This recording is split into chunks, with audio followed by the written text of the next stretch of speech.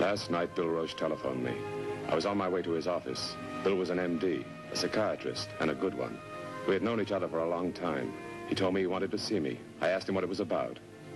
He said that he'd go into details the next day in his office. He told me that he was concerned about one of his patients, a relatively new one. The patient kept saying that he'd committed murder. He didn't say who or when. He just kept repeating that he'd killed a woman.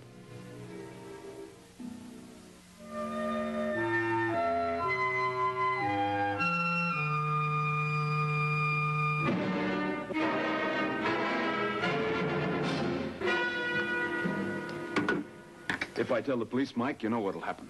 Sure. I thought maybe you could talk to him. Then, if there's anything to it, find out privately. Suppose he is telling the truth, that he did murder. What then? Oh, I don't know. I guess, well, turn him in. I'll tell you, there are two diagnostic possibilities with this man. Oh, incidentally, his name's Ted Hopkins.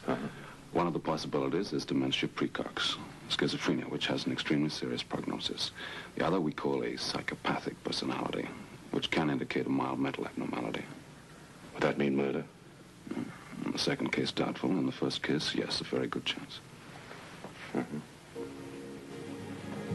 As we drove to the hospital, I kept wondering what I could do to help. The only thing I was positive about was that Bill had wrestled with his conscience a long time before he made up his mind to call me. If it had been anyone else, I would have said no. But I couldn't turn Bill Roche down. I'm going to introduce you as a friend of mine, a writer who's interested in mysteries, murders. It might help him to talk a little more. All right.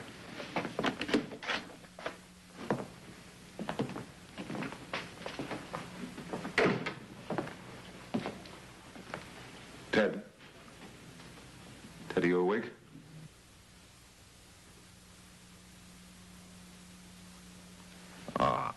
The question, man. I wasn't asleep.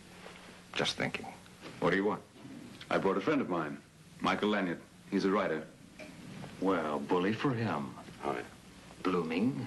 You writer? Interested? In what? A story I heard. Lanyard. You know what a lanyard is? It's a cord sailors have around their necks. They tie knives about it sometimes. You got a knife around your neck, Lanyard? No. Not even a rope. Well, how's this for a plot? I killed a woman. There. Nothing. Nothing. A murderer looks you in the eye, admits his crime. It's no plot. It's a situation. All right. Ernest Hemingway. I killed a woman. It was in her house. I waited there till she came home. I waited in her house. It's getting late. 4, 5, maybe 6 o'clock. I lay down on the bed because I was getting sleepy. Then I heard the front door open. And I got behind some dresses in the closet. And I had to wait in there, 10 minutes. 10 minutes before she came in the bedroom. And then I killed her. How? How did you kill her? Lots of ways. But I tell you this. She knew she was being killed before she died. What did you do with the body? Left it there. Was she your wife? No. Old or young? You sound like a policeman, Mr. Lanyard. Can you describe her? Yes? Well? Can. But I won't. How did you say you killed her? I didn't. Oh, it's a bad story. I couldn't use it. It's too phony. Oh, I wish it were. It's hard to think about it. What was her name, Ted? I don't remember. I don't want to remember. Go away. I don't like your name. It reminds me of knives. Go away, will you?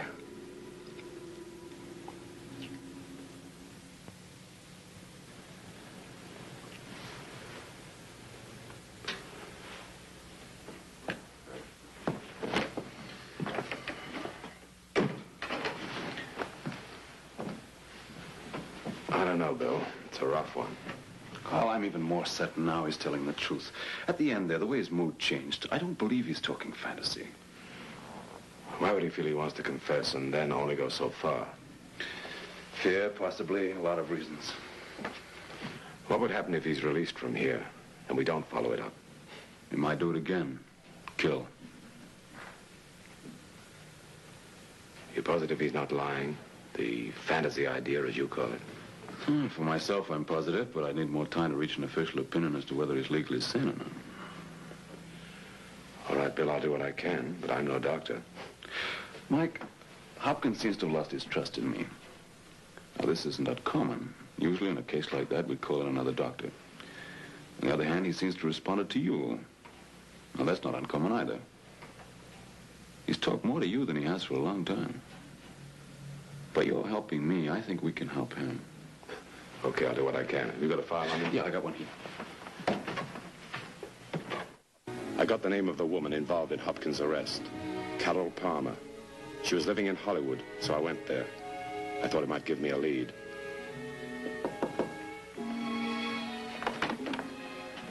Miss Palmer. Yes? I'm Michael Lanyard. May I come in? Oh, I'm trying to get my hair dry. Somebody's calling for me at 7. I'm sorry. It's important, though. It's about Ted Hopkins. Come in. Thanks. Won't you sit down? Thank you. What about Ted, Mr. Lanyard? Well, that's really what I wanted to ask you. Are you a policeman? For the second time today, no. Why? You were asking about Ted. I thought he might be in... In trouble? He might be. He's sick. His doctor wanted me to find out a couple of things. I'm trying to. Were you engaged? I used to think so. What happened? What did you fight about? That time? Oh, he came up one night. He and his mother were fighting. They were always fighting. He was very upset. He said awful things to me. About women. He hated me. I told him he'd better go. Yeah. Then he started to hit me. That's all. Did he try to kill you? No. Who sent for the police? A neighbor. Look, I don't even want to think about it. You didn't prefer charges? No, I just didn't want to see him anymore. Have you seen him since? No. What's the matter with him? He says he's killed a woman. But he won't say who or when. Did he ever tell you anything like that? No.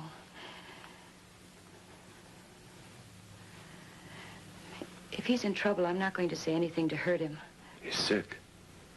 Inside as well. If he did kill somebody, we have to find out before they release him from the hospital. I loved him.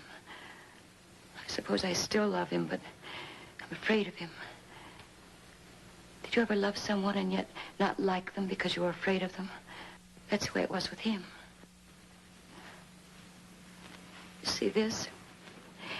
This was my accident. He did that. He did it that night.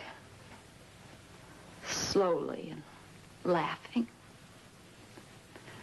He broke my finger because he didn't want me to play the violin.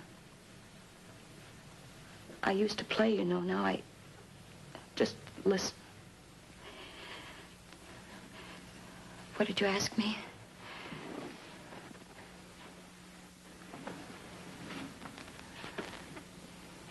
Do you think he could have killed anybody? I tell you, will it help him?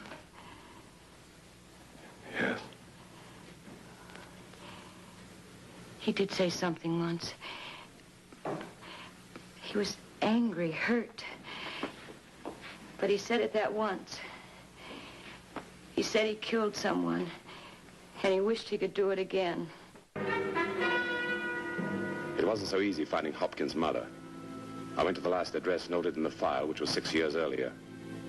The owner couldn't give me any information. The directories didn't show anything either. There were plenty of Anna Hopkins, but not the one I was looking for. The next day, Bill and I tried to get it out of Hopkins. He wouldn't even admit to having a mother. Didn't want to talk about it or anything else. I had an idea that if I could find her, there might be a lot of things we could find out. I found what I wanted. Anna Hopkins had remarried 2 years ago. Her name was Anna Folsom now. I found Mrs. Folsom. She was a high-priced fashion designer. She was busy sketching. She didn't want to see me. I'm Michael Lanyard. It's about your son, Mrs. Folsom. My son, Mr. Lanyard? What about my son? He's in trouble. He's sick and he needs help. Oh? You come with me, please. Yes.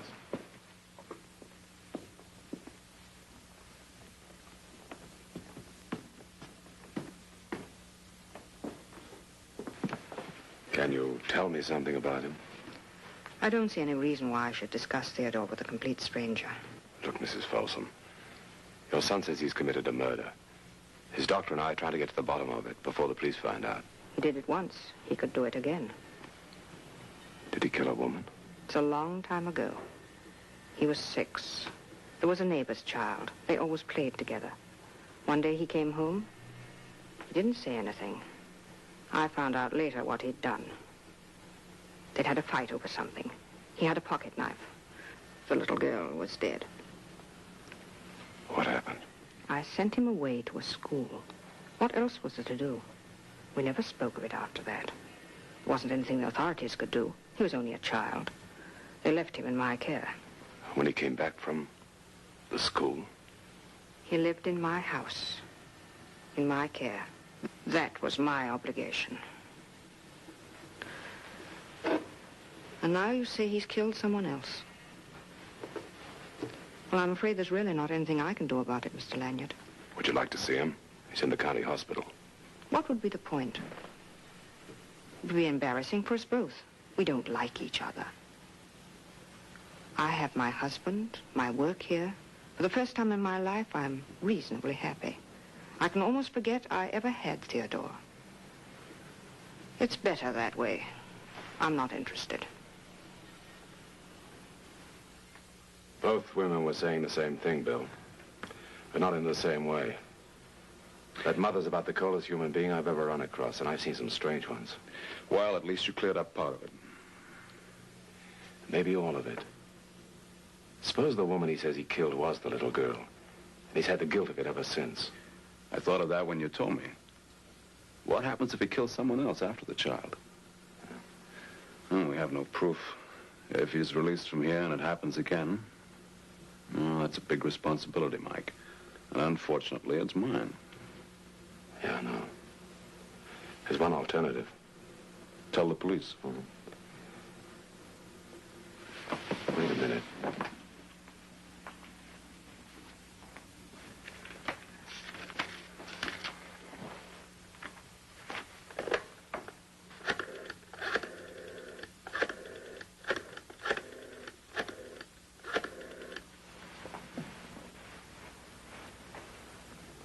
Mrs. Folsom, please. Yeah, I'll wait. What's the little girl's name? That's what I'm going to find out. You told us you killed a woman, didn't you, Ted?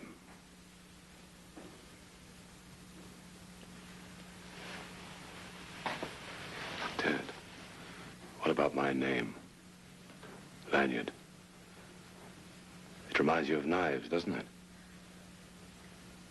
A lanyard for a knife around the neck? Maybe there's something else about a knife. Take it easy. We're trying to help you. You think you can remember the name of the woman you killed? Should I tell you? It was Emily. Emily Barnhart. I killed her. I killed her. I'm a murderer. I kill everybody.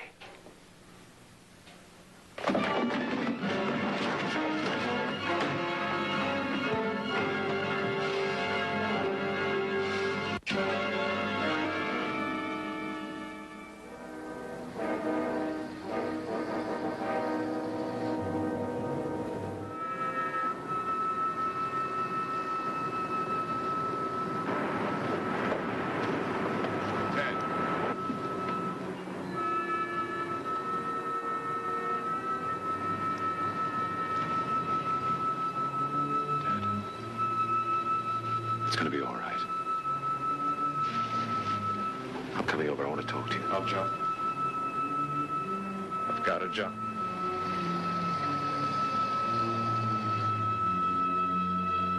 Listen to me, Ted. You don't have to jump. You're safe now. Dr. Roche, all of us, we want to take care of you. I saw Carol today, Ted. Carol Palmer. She's still in love with you. You're gonna get well. I know what you're doing. Don't come any closer. I give you my word, Ted. I won't try any tricks. I'll get some cigarettes for you. I'll be right back.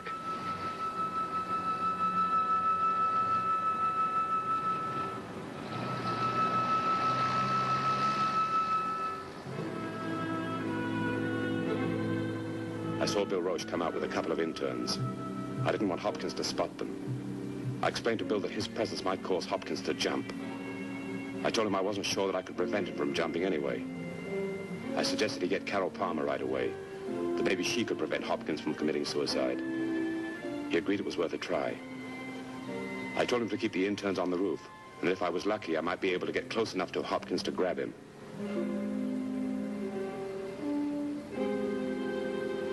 As I went back to the ledge, I knew I had to be lucky, because if Hopkins panicked, he'd carry us both down to the street below. It wasn't a pleasant thought. I want a cigarette, but I don't trust you. You're too smart. I told you, Ted. No tricks. There's nobody up here but me. When you reach for it, hang on to the railing. I don't want you to fall.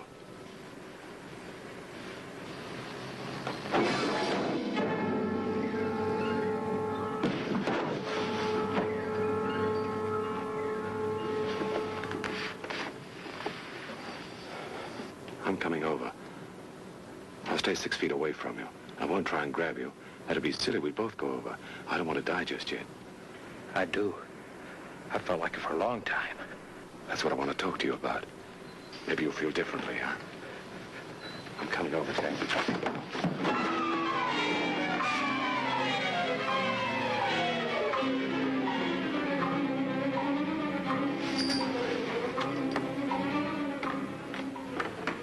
Listen to me, Ted.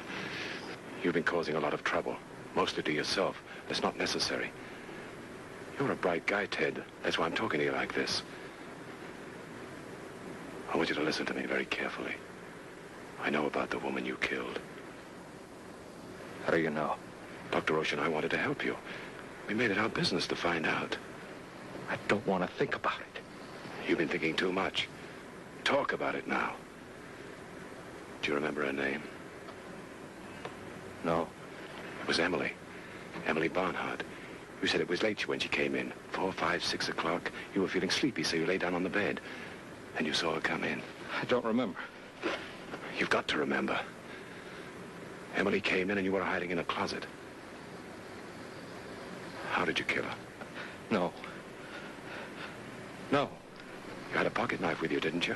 Please. All right. You killed her. You know when it happened? How long ago that was, do you?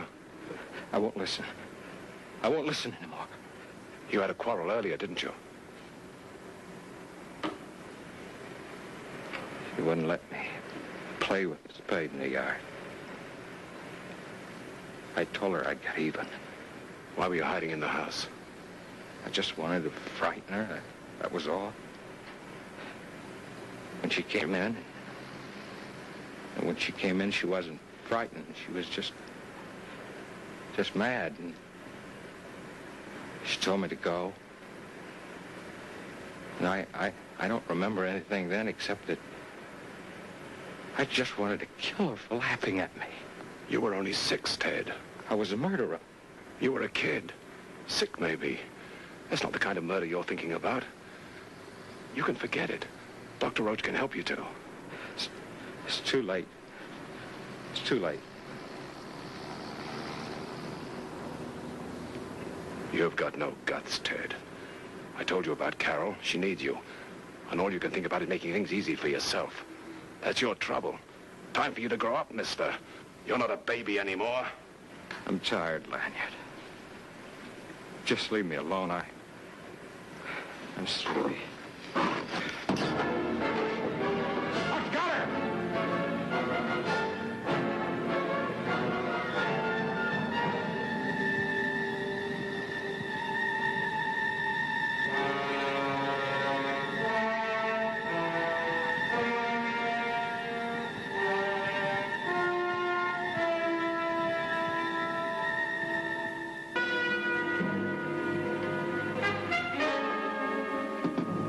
Shame somebody didn't do something about him long before this, when he was a kid. He's got his mother to thank for that. Thank you, Benson.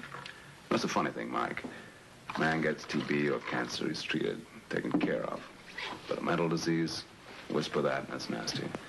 Only thing people don't realize is that there's no difference between the two. They're both illnesses, nothing more. Is he gonna be all right? It's going to take time, but I think so. That Palmer girl's going to do a big part of it. She'll give him something to work for. Nice girl. Is she still in there with him? Yes, I figured it was the best therapy for the moment. Nice treatment.